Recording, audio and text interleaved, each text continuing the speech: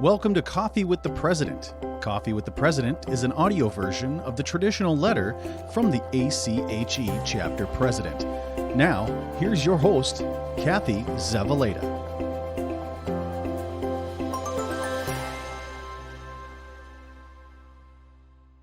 Sometimes I wonder how it is that I became state chapter president for an organization with a name that's spelled ACHE, ACHE. When you Google ACHE, you're likely to come up with a series of recommendations about non-steroidal pain relievers. Seriously, I couldn't make it up. Fortunately, coffee can ease the pain of early morning meetings. It can even bring some clarity. It can also build community, which is one of the goals of ACHE Minnesota. Welcome to Coffee with the President. My name is Kathy Zavaleta, and I'm delighted you're here. This mini podcast is a replacement for the traditional letter from the ACHE chapter president. Let me paint a scene from life on the ACHE Minnesota chapter board. It was February, right before the start of the pandemic. I was up early one morning to drive from Rochester to Minneapolis for the second part of our strategic planning session for ACHE Minnesota. I wasn't so excited, though, about driving to the cities.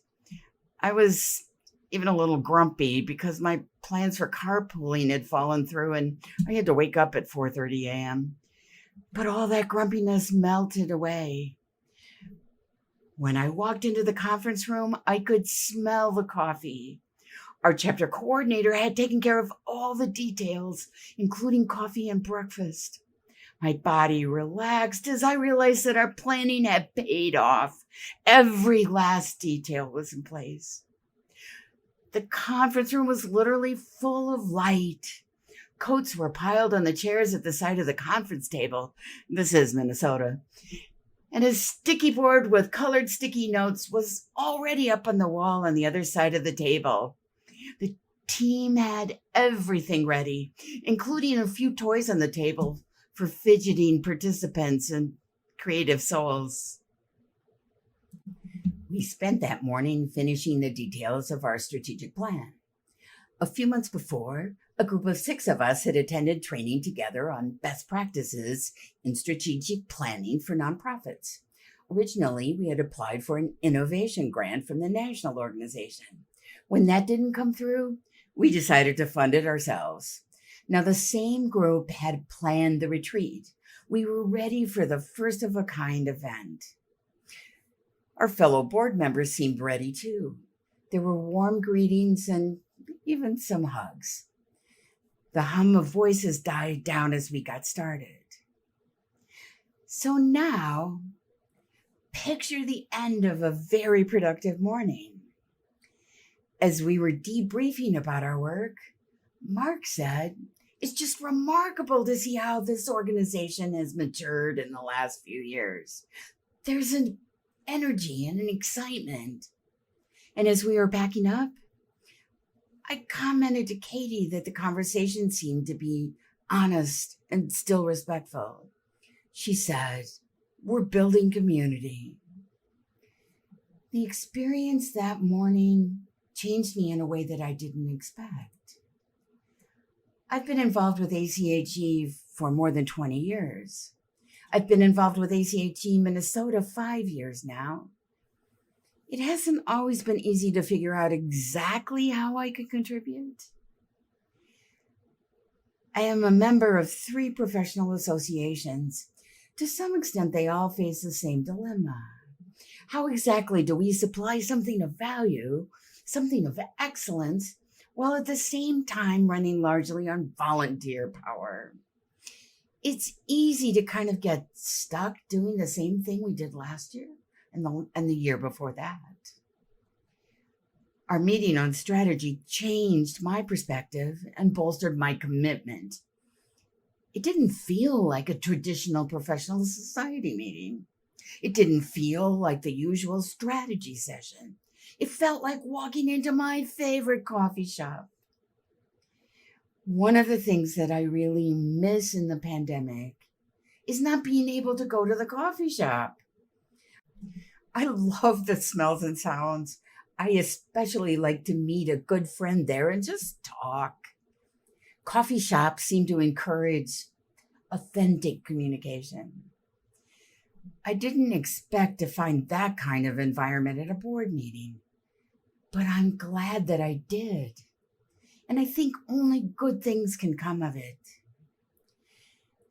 The ACHE Minnesota Board is volunteer power in action. We're an independent chapter of ACHE.